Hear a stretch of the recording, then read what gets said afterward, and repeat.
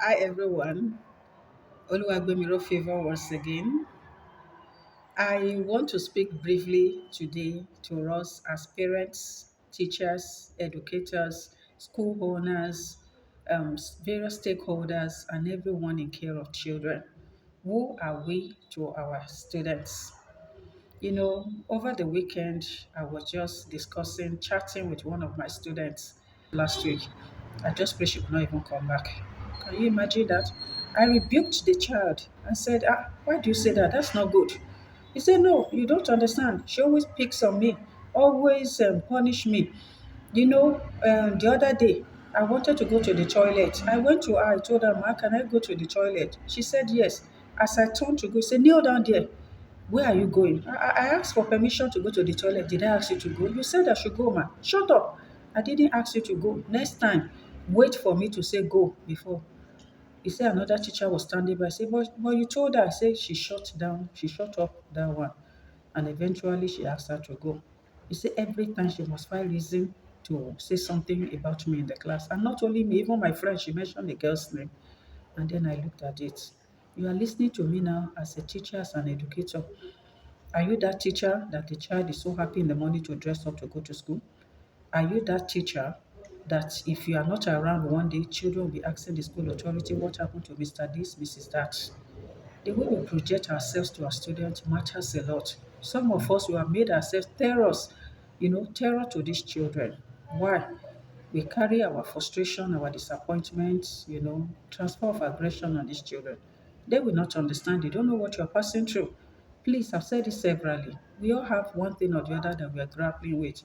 But once I want to enter the classroom like this, I drop my worry and everything at the door.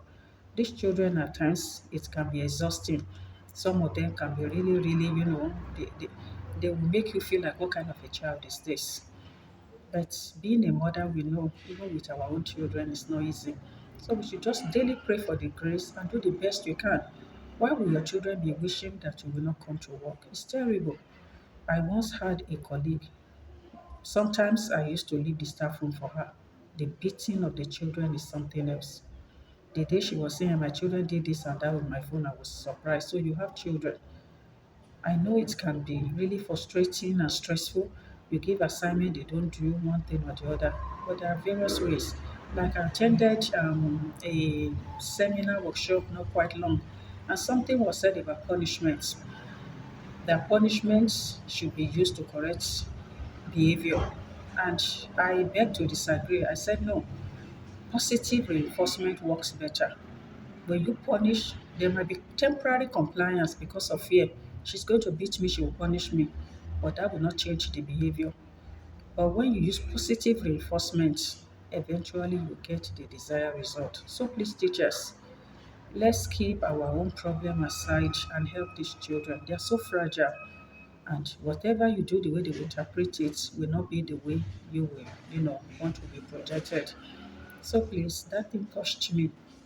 Are you that one teacher that if you are not around, your absence will be felt, or children will be praying that you will not even return to work?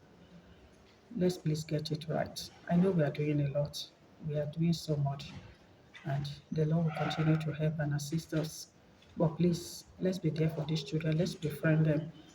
Let's not make ourselves terrors. A child that hates you definitely will not listen to anything you're saying in the class. A child that hates you will not be interested in your subject. That's one thing. Even my own biological children, I tell them, don't hate any teacher.